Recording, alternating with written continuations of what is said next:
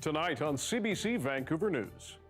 This is going to be and needs to be an all of BC effort. Operation Vaccination. The province's plan to immunize British Columbians against COVID-19. When will you get your shots? Also, we view firefighters as a priority within the community. Who isn't included in the first phase of vaccinations? And long trip, big trouble. Officials say 2 people from Vancouver have been charged after they got vaccinated in Yukon. This is CBC Vancouver News.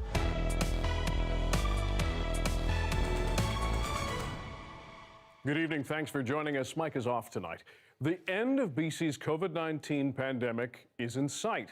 That's the word from health officials today as the Premier unveiled a massive plan which aims to get a vaccine to any eligible British Columbian who wants one by the end of September. Our Zara Premji is here to explain the largest vaccination effort in BC's history. Zara, how is this going to work? Well, Dan, you said it. It's going to be a very large effort. The province laid out a point-by-point plan today to immunize more than 4 million British Columbians. And while it means we're approaching a possible home stretch, Dr. Bonnie Henry says it's also no time to relax. We have made it this far. We can do this. We've shown we can do this. And so I call on everybody now to redouble your commitment. We have a plan. We know it's going to take a few months, but we have an end in sight. So we're the first province in Canada to be revealing our phases. Age is the #1 factor, starting with seniors and descending in 5-year increments. It's a 4-phase plan to immunize more than 4 million people, with nearly 20 shots happening every hour.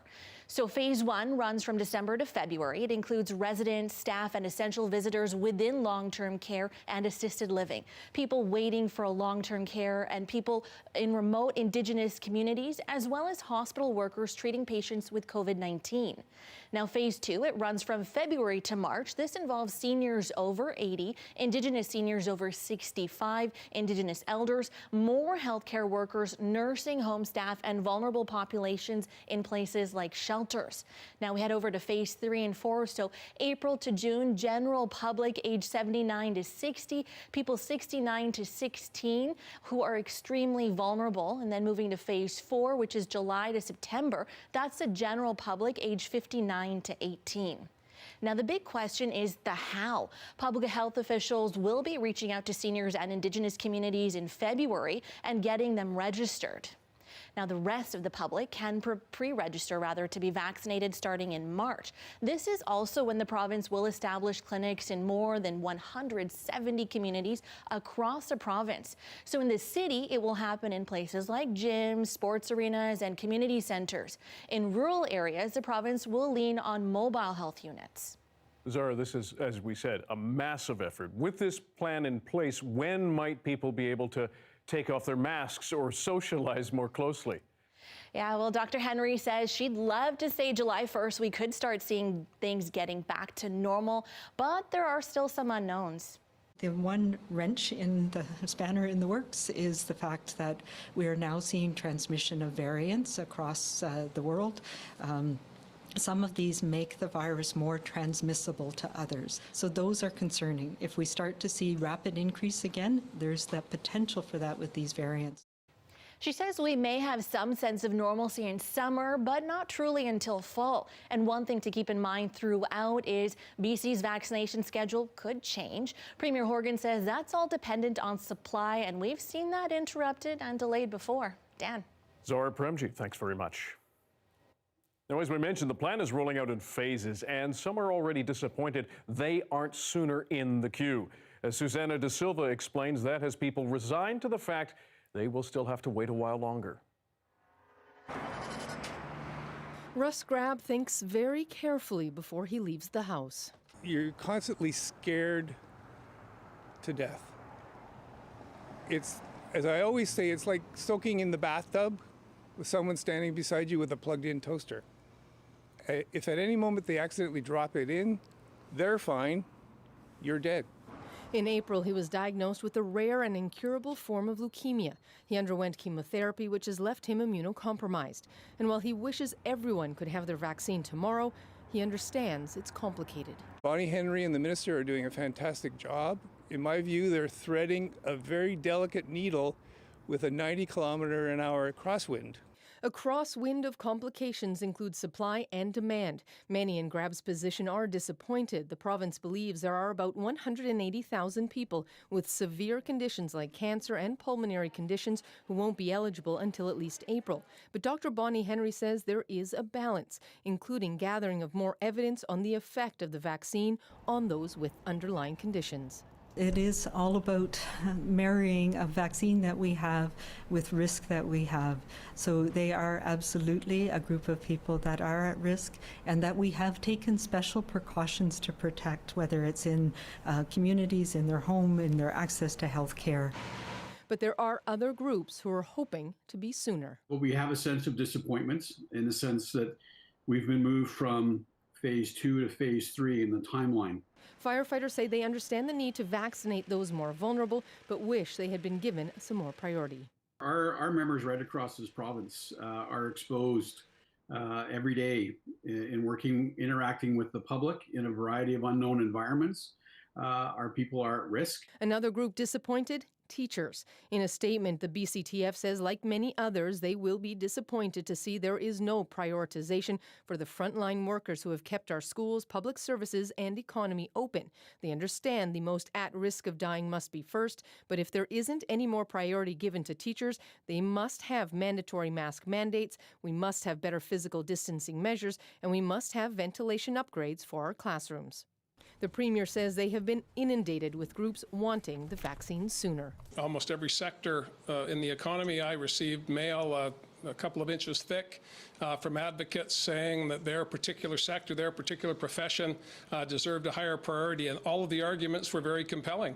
Every component of our society is important, but the science is pretty clear. Dr. Henry, Dr. Ballum have made that clear today. Age is the dominant determinant factor. For Russ Grab, his illness has taught him to look for the positives in life. Over the course of histories, most vaccination rollouts are 2 to 4 years.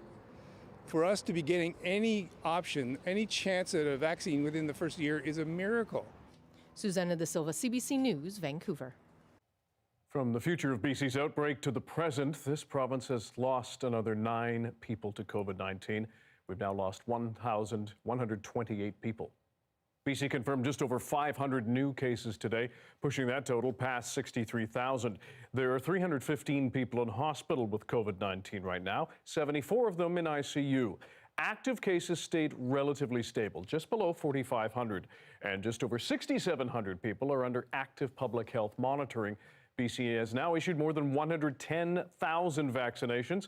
Just over 2,000 of those are the second dose.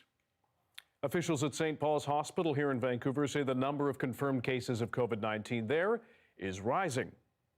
A total of 29 staff members and 16 patients have now tested positive in the hospital's heart center. 4 people in the inpatient section of the renal unit also have the disease. The affected units are now closed to new admissions and to transfers. The hospital itself is still open, but all visitations have been suspended until the outbreak measures have been lifted, except for end-of-life visits. Now, 2 more hospitals are now dealing with COVID outbreaks in BC. Interior Health has declared an outbreak in a surgical unit at Royal Inland Hospital in Kamloops. As of this morning, 6 patients and 2 staff members have tested positive there. An outbreak at New Westminster's Royal Columbian Hospital has also been reported. The outbreak is limited to 1 surgical unit. 2 patients there have tested positive. And an update on the ongoing outbreak at the University Hospital of Northern BC. As of now, 20 patients and 12 staff have tested positive, and 5 of those patients have died. COVID patients recovering from the virus's long-term health effects can now access 3 clinics.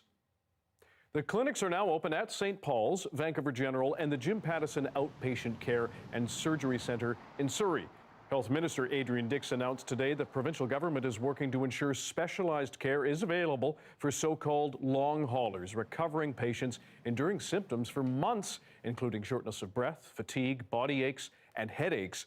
The St. Paul's Hospital Clinic has reportedly seen more than 160 patients. 2 people from Vancouver are now facing charges after officials in Canada's north say they jumped the line for the COVID vaccine. They say they traveled to a small community in Yukon, broke self-isolation rules, and got doses of the Moderna vaccine at a mobile vaccination center. The CBC's Jackie Hong explains. A man and woman from Vancouver traveled to Yukon, arriving in Whitehorse this week, and then making the more than 400-kilometer trip to Beaver Creek. All, apparently, so they could get the Moderna vaccine. Beaver Creek is a small community near the Alaska border. About 100 people live there, and it's currently hosting a mobile vaccination clinic. Yukon's small communities have priority for vaccinations because they're more vulnerable to the impacts of COVID-19. If people are acting selfishly like this, I think they're putting our citizens at risk. And it reminds me of early on during the pandemic when we had that couple that showed up in Old Crow. The minister there was referring to a couple from Quebec who tried to flee the COVID-19 pandemic by escaping to Yukon last year. Stryker told me it's not impossible for people without Yukon health cards to get vaccinated. That's because some residents here still have out-of-territory ID. However, he says he's sure there will be conversations about how to prevent this from happening again. We don't know much about the pair, other than that they're from Vancouver. They face 2 charges each under Yukon's COVID-19 rules, and they could face serious consequences. They could be forced to pay up to $500 per charge and face up to 6 months in jail. Jackie Hong, CBC News, Whitehorse. Meanwhile, people living in Atlin in BC's far north will have their COVID vaccines distributed by the Yukon government. Northern Health, the First Nations Health Authority, and the government of Yukon are teaming up to launch the first COVID immunization clinics in that border town. They're set to run on January 27th and 29th. Atlin is one of a number of remote communities that is going to have their rollout coordinated with several governments. 200 doses of the Moderna vaccine were shipped from Whitehorse to Atlin this week, so elders, seniors, healthcare workers, and those who are medically vulnerable can get the first doses.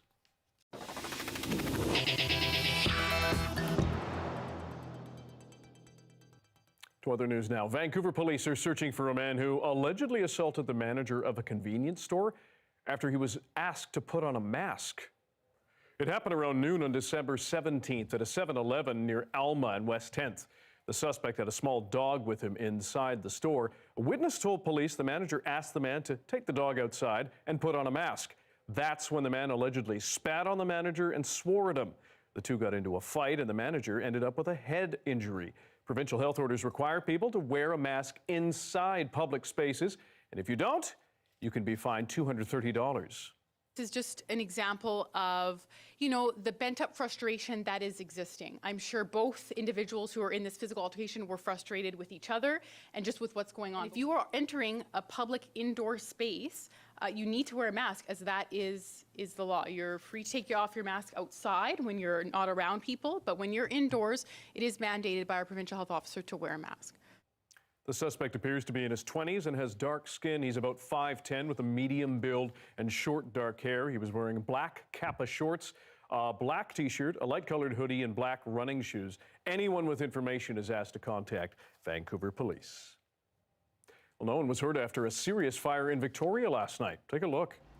Firefighters were called around 7:30 after a tent caught fire in the Beacon Hill Park near Douglas and Michigan Streets. Video from a nearby apartment building shows those high flames and billowing smoke. People have been living in tents in the park throughout the pandemic. Firefighters say several tents and wood structures were engulfed when they showed up.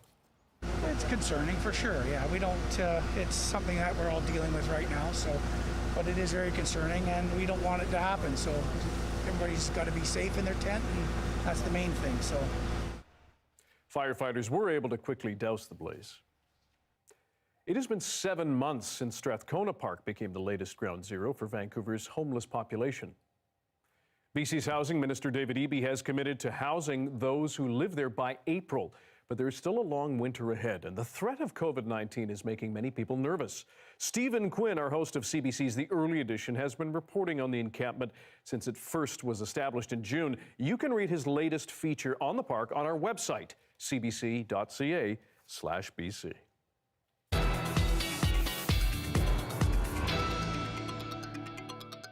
If you've been enjoying the sun on the south coast here in recent days, Get it while you can. A light dusting of, yes, snow is expected overnight on Saturday.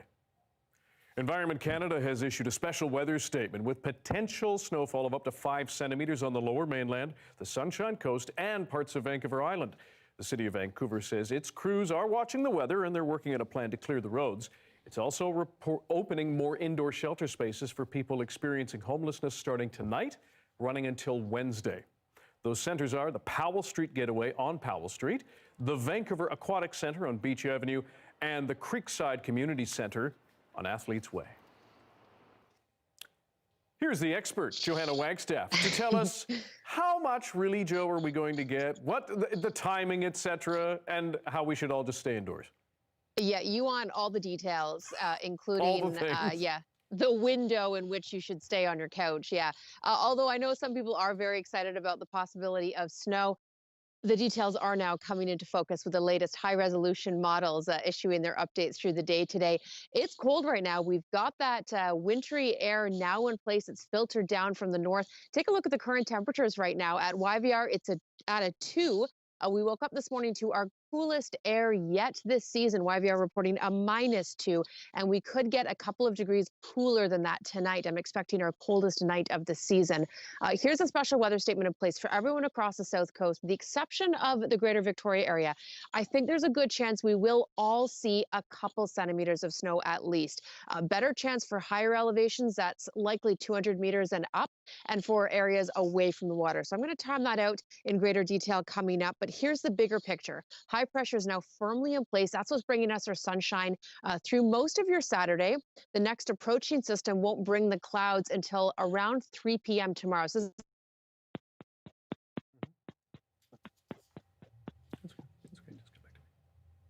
All right.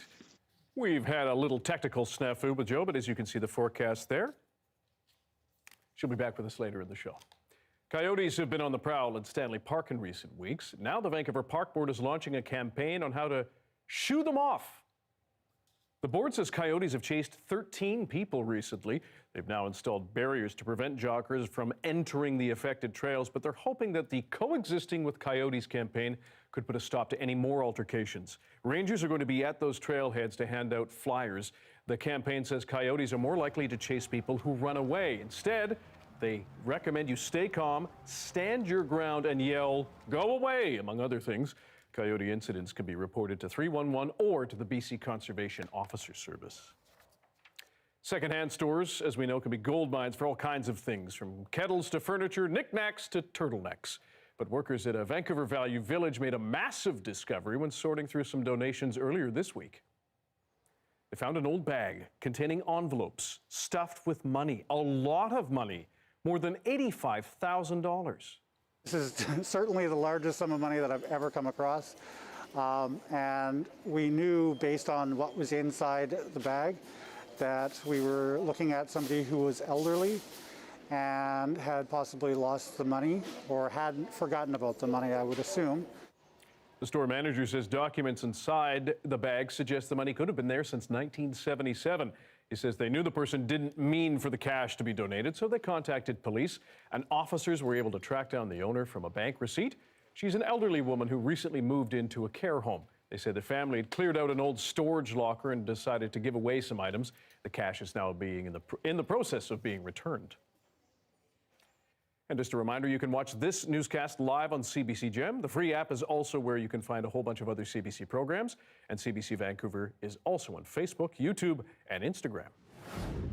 An alarming suggestion from the British Prime Minister. Boris Johnson says the variant from his country may be more deadly. Why that could be the case, next.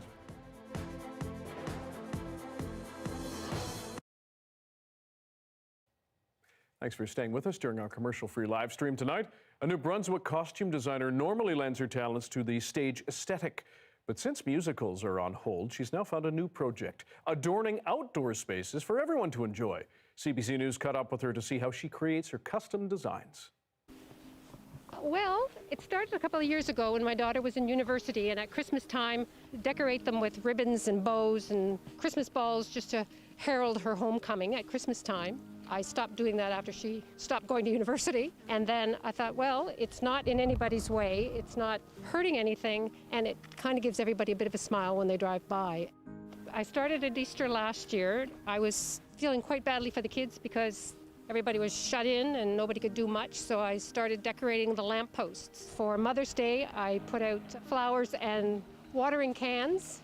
For Father's Day, I made great big, almost like clown ties that had Father and Daddy and Grandpa written across the front. And that's when I realized I am costuming the street lamps. And then I started back up again at Thanksgiving. All the light standards had pumpkins and bows. I left them up for Halloween, but I put crows on the pumpkins. So every crow had a tuxedo, collar, and a bow tie.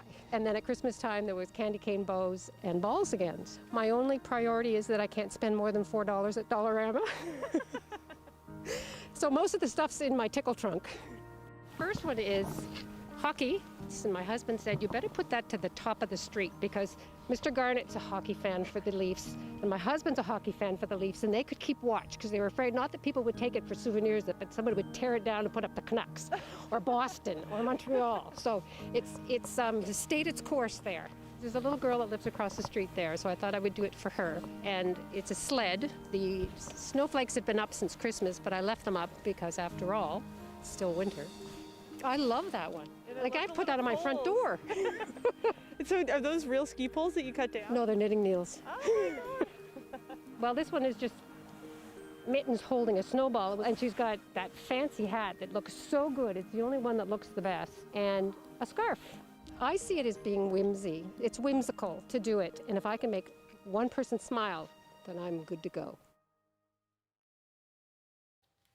We'll be back in a few moments with more on COVID-19 variants and if tighter travel restrictions could come into effect in this country. Stick around.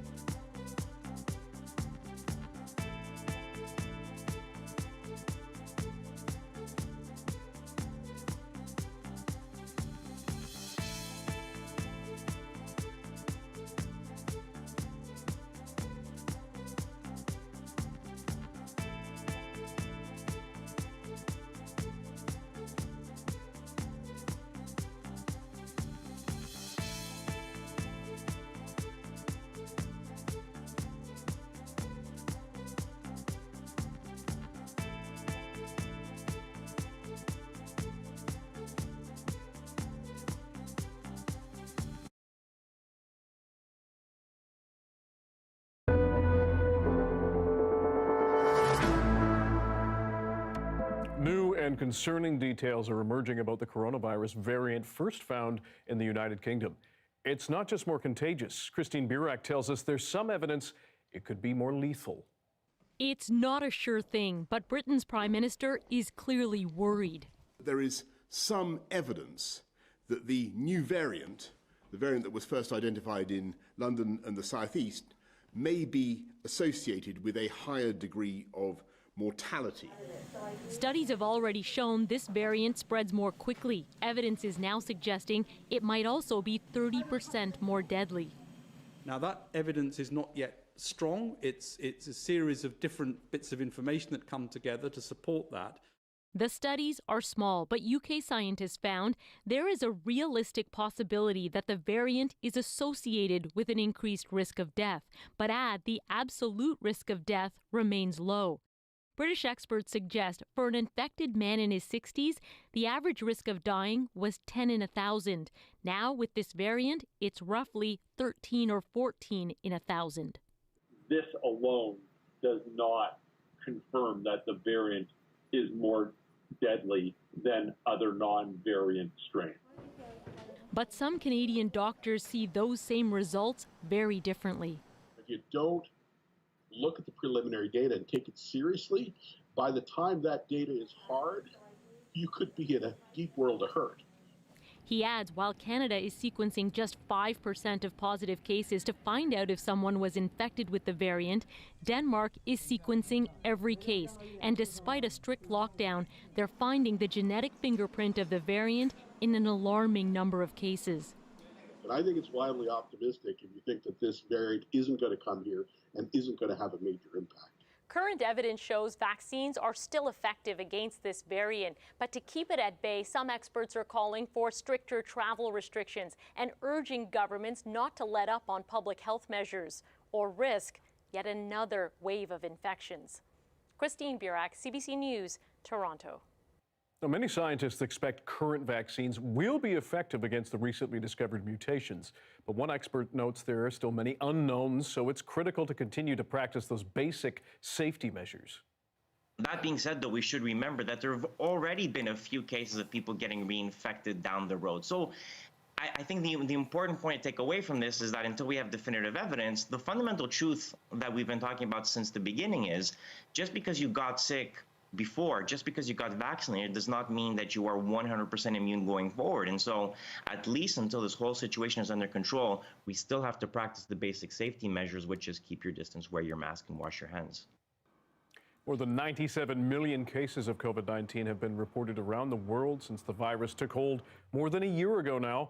The death toll has now climbed above 2 million. 19,000 of those killed are in Canada. Ottawa appears to be getting ready to tighten up pandemic travel restrictions. The Prime Minister and the Public Safety Minister say international and domestic travelers would be targeted. The CBC's David Cochran explains. Monday will mark 1 year since a traveler was diagnosed with the first known case of COVID in Canada. In the run-up to that anniversary, the Prime Minister says, stay home. No one should be taking a vacation abroad right now. If you've got one planned, cancel it. And don't book a trip for spring break. The advice is more urgent with vaccine deliveries interrupted and as new COVID variants emerge around the globe.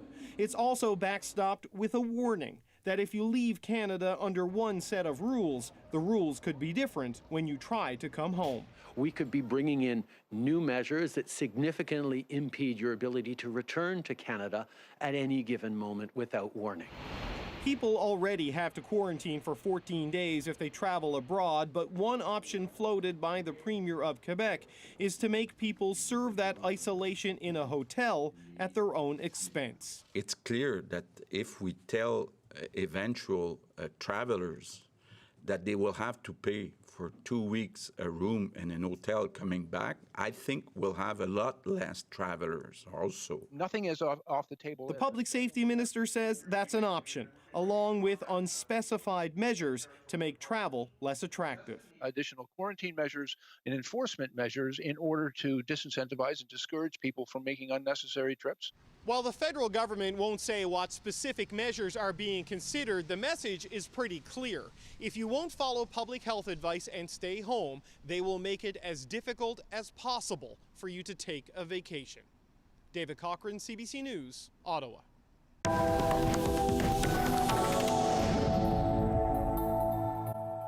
Britain is one of the world leaders in getting its citizens vaccinated against COVID-19.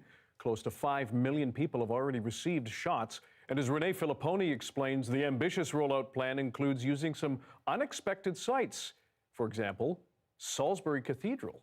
In a place where some come to find hope in dark times, the promised light at the end of the tunnel is being offered, shot by shot. Nearly 1,000 a day are inoculated here. What does it mean to you now that you've had that first vaccine? It'll take a time, I'm sure, but I think it's the only way out, isn't it now?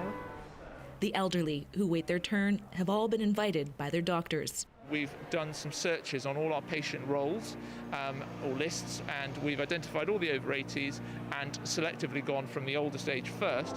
Healthcare workers are also invited, and as of this week, those over 70 and the clinically vulnerable are too. There are 17 mass vaccination clinics like this across England. The government is taking advantage of empty space, utilizing churches, food courts, sports centers, and even race courses. I feel quite, proud, because I say that as a Brit who thinks that we haven't necessarily excelled in the pandemic. The UK was the first Western country to approve a vaccine. This immunologist says the success comes from the early start and that the government has put money and muscle behind the vaccination effort.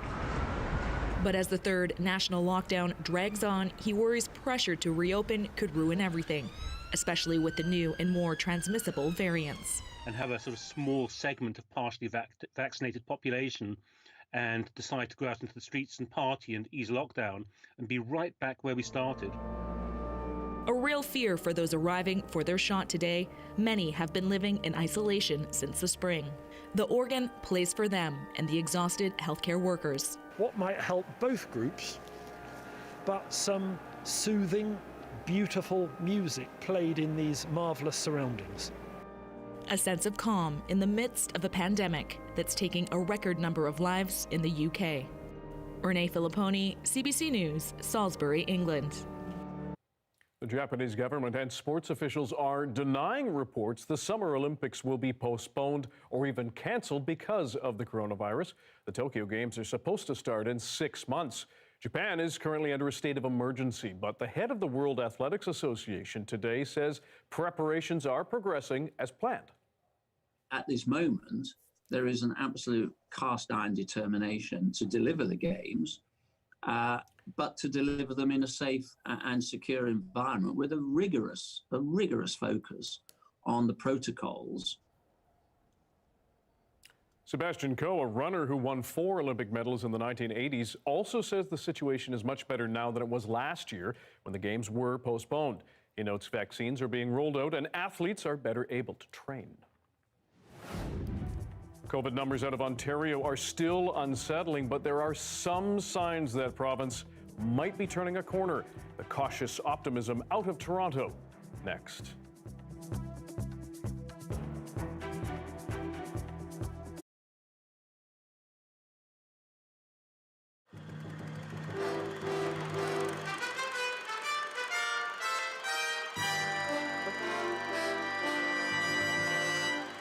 Their eye on them for months. The 5 people charged in Vancouver with bombing video stores and a hydro substation. Solicitor General Robert Kaplan says a ton of explosives was stolen last July from the BC Department of Highways. Police found the spot where the explosives were hidden and kept it under surveillance. But that wasn't the only thing police were watching. Jerry Thompson reports.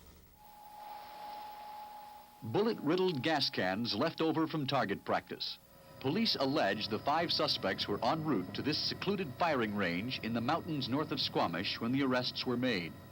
But according to this man, Oscar Berube, the police surveillance of this location was almost blown at the last minute. I guess it don't matter if I touch it. Berube, who lives on an isolated stretch of highway at the base of the mountain, was suspicious of several men who were walking back and forth past his house.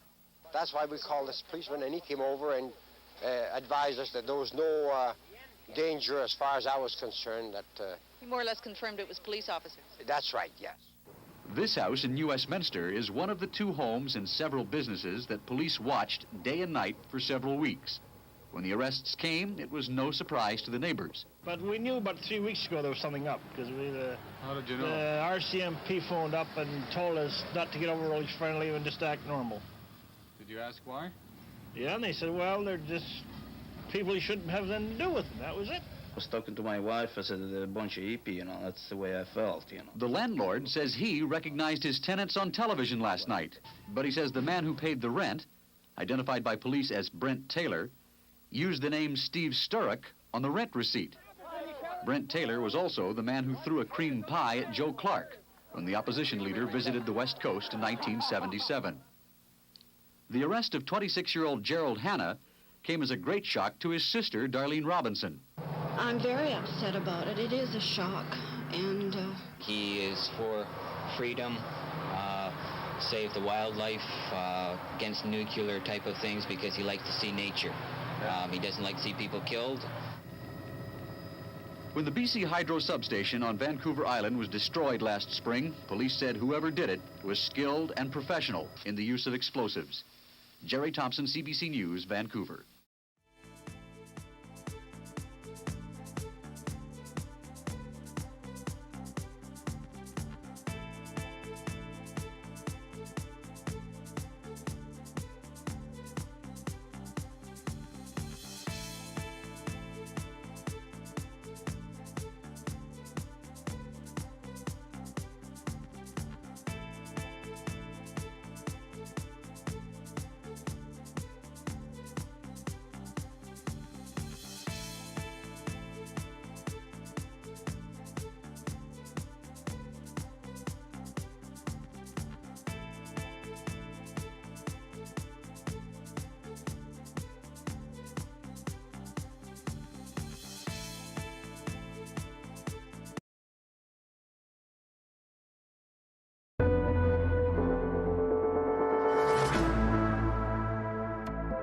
back to our top story tonight. BC has unveiled a detailed 4-phase plan to vaccinate everyone in our province that wants to get a vaccine. Phase 1 is already underway. Phase 2 will begin next month, also focusing on high-risk groups. The final 2 phases are expected to roll out between April and September, with more than 7 million doses for the general population. Our Greg Rasmussen has more. 92-year-old Satnam Mon will be one of the first in the general public to get the vaccine, a relief to her son and grandchildren, all living under the same roof. My mother is in her 90s, so obviously she's more vulnerable, and we're looking forward to getting her vaccinated. The shots will be doled out based on age. More than 4 million people will be asked to register in advance. Each will get a card proving they've been vaccinated. Where we'll utilize our arenas, our convention halls, our community centers to make sure that we can get everyone who wants a vaccination a vaccination. Starting next month, everyone over 80 will be eligible. By April, mass vaccinations for those between 60 to 79 will begin. And finally, in July, those 18 to 59 can get in line for the shot. Many groups have been clamoring for early access. Teachers, for example, today expressed disappointment they won't be an immediate priority.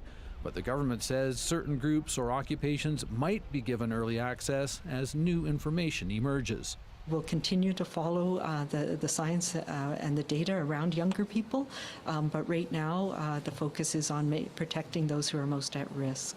Vaccinations for vulnerable populations are also more clearly defined under today's plan, all with the goal of reducing fatalities. My most optimistic self says that we'll see a drop in hospitalizations and deaths within a couple of months.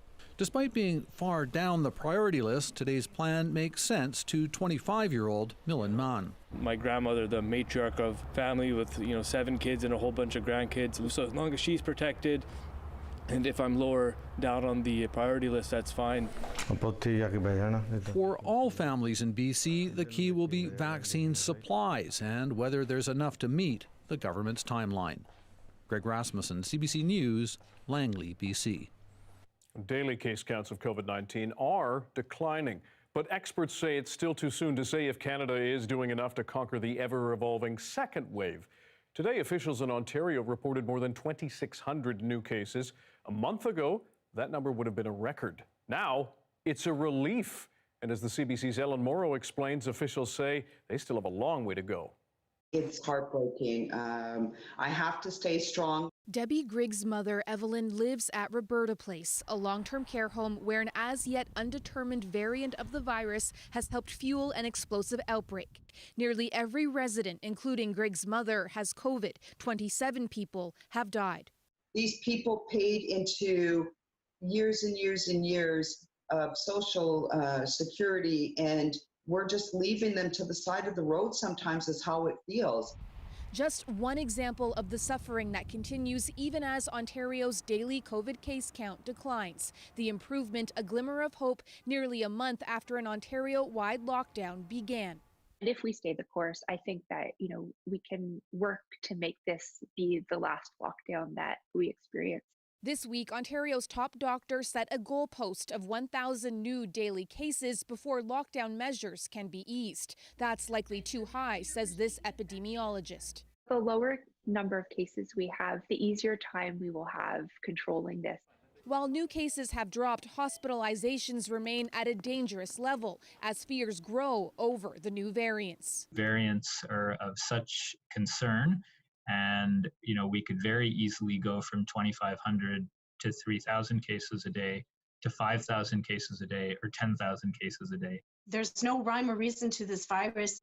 Susie Golding contracted COVID at the beginning of the pandemic and still experiences debilitating brain fog and fatigue, leaving her unable to play with her son like she used to. The normal tasks that you can do in a day, you're looking to try and get done with only a battery that's a third full. Golding imploring others to stay vigilant. People need to understand that this could potentially happen to them and that the best way to avoid it is just to not get the virus. Ellen Morrow, CBC News, Toronto. A day after the stunning resignation of Canada's Governor General Julie Payette, the federal government is in damage control, while they may bear the brunt of this fallout. Next. And at 6:39, a live look at the top of the city from Grouse Mountain. Cold and crisp on the mountain and down below. Snow is in the mix for Saturday, though. Johanna has your full winter weather weekend forecast, province-wide. Next.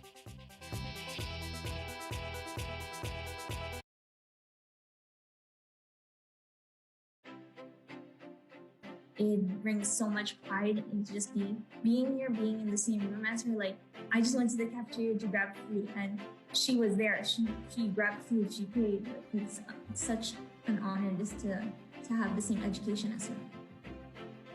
We have a lot of incredible graduates that come through this place, but this moment, watching the inauguration with our kids and sharing this moment and knowing where were you when the first woman was sworn in to the White House. We know we were here in the same place that she kind of created that foundation. I, Kamala Davy Harris, solemnly swear. If we want to try something, we can be whatever we want. It doesn't matter the skin color, it doesn't matter our religion, culture, anything, the gender. We can do whatever we want if we try. If she can do it, imagine the things that we can do. And it really goes to show that you can genuinely do anything that you want to, and if you actually put your mind to it. You can be the next prime minister as well, like how Aaron said. And so I really appreciate having access and knowing that and seeing people like me out there and knowing that I could do that too. And my kids in the future will be like, yeah, Kamala Harris, my mom went to that school too. And it'll be cool to hear that. Just before I was adopted, my adopted parents got pregnant. They had their own child. And I remember seeing the bond between my little sister and my parents and going, I don't got that. That doesn't exist for me. I knew that I was almost like a visitor in this home. Kind of interactions I had with my mother were very hard. I was upset about something and I was crying, and she didn't like to hear me cry. So she taped my mouth shut. And that's when I thought, oh, okay, this is what it's like here. My father was very much into building his company, didn't really speak to me. My parents were like, just, assimilate into this culture, be brought up as a nice Jewish girl. It'll be easier for you. I mean, I remember literally one winter walking around the neighborhood and looking at the sky and thinking, I have a mother and sister out there. And then it was gone.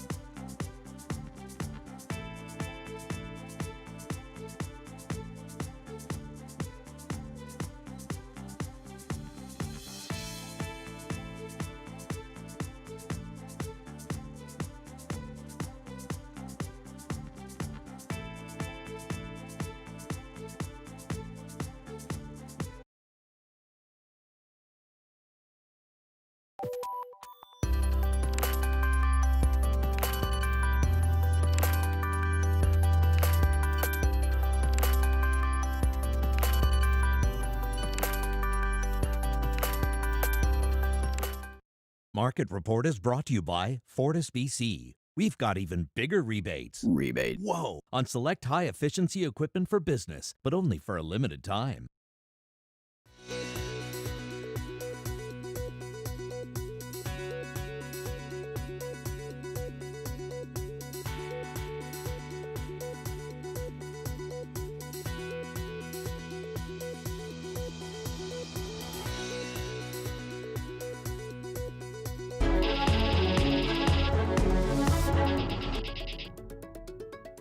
After the unprecedented resignation of Governor General Julie Payette yesterday, an important task lies ahead, choosing the next vice-regal. Ashley Burke has broken this story and asking the Prime Minister today how that selection will be made. As you'll hear, he had no real answer and offered no remorse over his choice of Julie Payette. The red flags were there for anyone who wanted to find them. Julie Payette left the Montreal Science Centre and the Canadian Olympic Committee amid complaints she mistreated staff. It was pretty easy for me to find out that she left 2 past workplaces amid controversy and questions around her treatment of staff there. So why didn't your government ask some pretty basic questions about her ability to lead? And why won't you commit to using a committee to select the next Governor General? As I said, we are looking right now at processes that can be strengthened. Trudeau stuck to that answer no matter how many times he was asked. Obviously, the vetting process that was in place was followed. We will continue to look at the best way to select people for the vice-regal appointments. He also didn't apologize to employees who claimed they were verbally abused. We want to thank them for their work and reassure them that we will continue to stand up for workplaces that are safe and secure. The whole mess could have been avoided, say the Conservatives, if Trudeau had have used a nonpartisan committee to pick the Governor General, rather than going with his own personal choice. Is the one who put aside the committee, is the one who decided, I know better than everybody else. He was wrong. CBC News learned today about 100 people took part in the review. It cost close to $400,000. And the report's findings concluded there was a toxic and poisonous workplace culture at Rideau Hall, and the Governor General and her secretary were responsible. While Payette may be gone from office, starting today the government will pay Payette an annuity, an annual salary for the rest of her life, about $150,000 a year. The NDP says that doesn't sit well with Canadians. Anytime there is inappropriate conduct, particularly towards employees, we've got to take a really hard look at is that behavior being rewarded or is it being discouraged? And what do our actions tell the employees? But right now, there's no way for the government to refuse Payette that annuity. It's written into law. All of this meaning the Canadian public will pay for Payette's appointment for the rest of her life, whether they like it or not. The CBC's Ashley Burke in Ottawa tonight.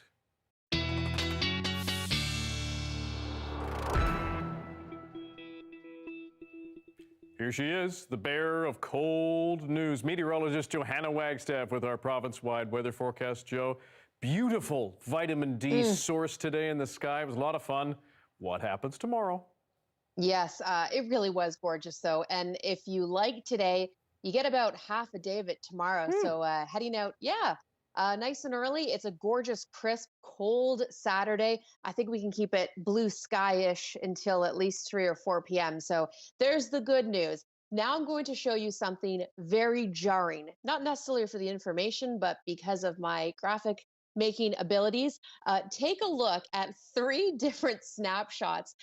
This is Sunday evening, the accumulated snowfall from Saturday night through to Sunday evening. I wanted to show you 3 different snapshots. These are the 3 high resolution models I'm using at this point. I just wanted to show you how different they are. So on the top left, that's our regional forecast model. This is giving us the highest amounts, but it has the lowest resolution. So they're saying 2 to 10 centimeters widespread for Metro Vancouver. Top right, this is a rapid update model, a 4-kilometer resolution, no snow through to Sunday evening for most of Metro Vancouver. The bottom one is the one I'm trending towards. The European can often be a very good one to look at for these kinds of situations, and they're saying a general trace to 5 centimeters for Metro Vancouver. Okay, let me take you through the timing of this. That's the first half of the story, the amount. The second half is the timing. Clear overnight. In fact, temperatures dropping down to about -3 to -5 for Metro Vancouver, our coldest night yet after getting through our coldest morning. The precip that we're looking at will begin to move in across the island through the overnight Saturday. Likely staying as rain for Victoria, but getting some snow filling in as we head into early hours of Sunday. Another shot Sunday morning as we get that low pressure system actually move inland, and we'll get a bit of a southeasterly flow. Temperatures will be warming up though, so things will change over to rain. So bigger picture, there's Saturday evening, high pressure moving out, and we've got that cold front moving in, and we actually get a little bit of a center of a low developing, which is why that southeasterly shot may bring us some additional snowfall through the day Sunday, even though temperatures will be warming up. So big picture, it's a nice start to Saturday. By Sunday afternoon, we'll be looking at most things to change over to rain. Higher elevations, including the Malahat Highway, that's where we could end up with 15 centimeters. It's not a bad idea to prepare yourselves and your cars if you're headed out. It's really the first wintry mix for the most widespread area of the season. And if you were looking ahead, there's a chance we could see some more flakes fly next week. This cold air is in place, so I guess I'll just have to come back next week and keep you posted. Yeah, and with more graphics. I mean, seriously, Joe, we need more research. This is getting ridiculous. Come on. Yeah, okay. I'll get out the paint. See that you do. Yeah. Okay. Yeah, I do have to keep the paint going. Meanwhile, for students in remote communities, a lot more than that. A lack of reliable internet can have a huge impact on their learning, Dan. And that's why some students in northern Manitoba will soon receive a donation that could make a big difference in their education. The CBC's Peggy Lamb explains. 500 tablets were donated to Frontier School Division's northern schools. It's charged up. But they're not just any tablet, they're the one tab. Touch the big button. My name is Anna. These tablets come with the applications that teach students math and literacy skills, and most importantly, they work offline without internet. It was Timothy Milliken and his family who purchased and donated them to the school division. My hope on an individual basis is that the kids who get to use them experience the benefits that we know they can provide. And on a larger scale, I'm hoping that the enthusiasm and positive results we expect from those individual stories will create enough enthusiasm on a grand scale to get this into the hands of everybody who needs one. The superintendent says that many of their students live in remote communities and don't have access to good internet. Our children have had huge interruptions in their education. So in order to get these devices into the hands of our grade 1 students so that their numeracy and literacy skills can continue to grow is very important. Based on a study done in 2018 at David Livingston School in Winnipeg, students who use the apps on one tab were able to improve their math skills by 32%. The device and its applications have been used all over the world, in places such as the UK and Malawi. In Manitoba, this is just the beginning. The superintendent says that educators will get trained on how to use the tablets first. After that, they will be given to grade 1 students and their teachers. Clausen says that they might buy more. We expect that they will do well for our students, and so we are expecting that there may well be a further acquiring of these devices, and then we'd have to decide if we would find the funding for that. Peggy Lamb, CBC News, Winnipeg. Yes, it is winter, and yes, there is COVID, but that is not stopping some people from hitting the fairways in Regina. Robot golf. It's coming up next.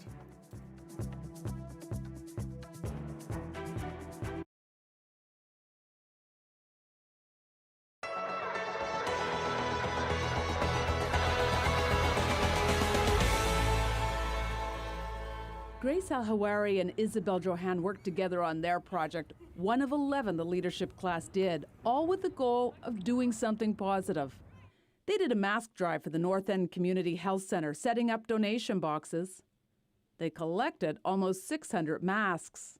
Like through this pandemic, a lot of people are just looking for some easy spirit to get, and we just wanted to make the easiest way possible for people to give back into the community, and that just helps them as well. Just knowing one mask could help one person. I'm Ann Christie. I'm Bridget Noseworthy. I'm Jenna Fleming. Now their project was different than the mask project. It was a virtual snowman competition.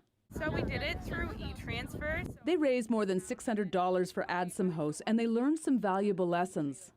We can do a lot more than we thought we could. Like, we did it all independently, and we really impressed ourselves with how much we could do.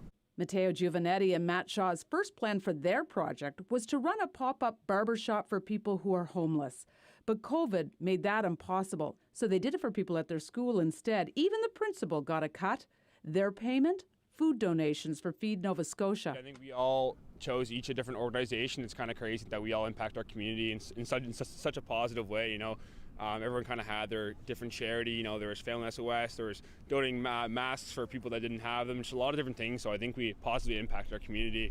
It made a big difference, especially in such a hard time. I was really impressed with the amount of effort that went into it, perseverance. When they came across obstacles, they persevered and they came through. Perseverance because they often were told no when they went looking for donations. You have to learn to take the no's and move on from that, and just that the yeses overpower the no's that we got. It taught me a lot about the power we have as leaders at our school, and that we can do a lot to make people want to do good things. Mirren Stryker and Thomas Hooper decided to do this video on sexually transmitted infections, trying to take an uncomfortable topic for some students and give them information. Well, I've always had a passion for sexual health and starting conversations, making it more an accessible thing here. Everyone in the course found a way to try to make a positive difference in their community and at their school. You know, everyone's always looking for somewhere to help, but it is kind of hard to find somewhere, especially during COVID. But they all found a way. Colleen Jones, CBC News, Halifax.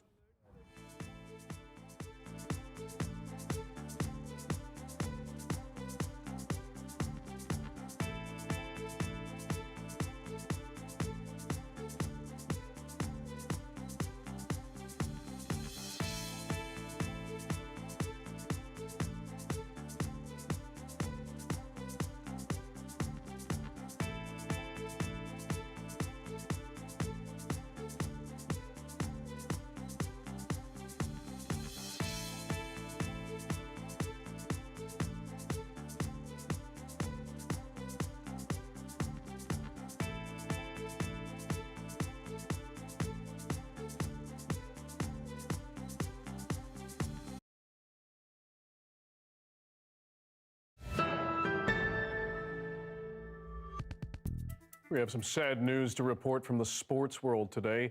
Baseball legend Hank Aaron has died. Hammerin' Hank was baseball's all-time home run hitter for more than 3 decades. He surpassed Babe Ruth in 1974 to take the top spot, and he stayed there until Barry Bonds passed him in 2007.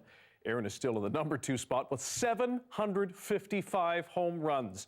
He played 23 years in the major leagues, most of them for the Milwaukee and Atlanta Braves. He was inducted into the Baseball Hall of Fame in 1982. Hank Aaron died in his sleep. He was 86 years old.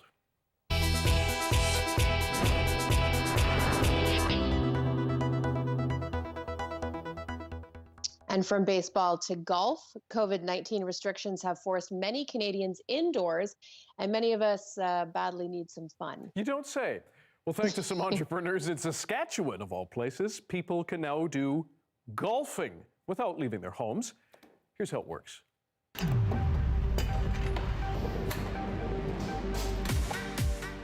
When we launched it out at first, we just sent it to a group of friends and could not get them to stop playing it.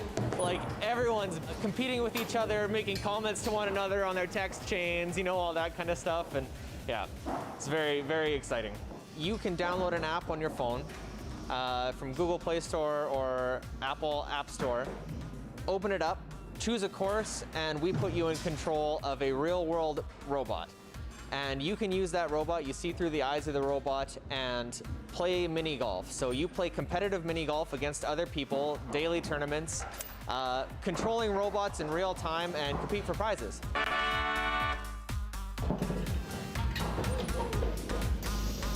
It's a Saskatchewan approach to a tech problem.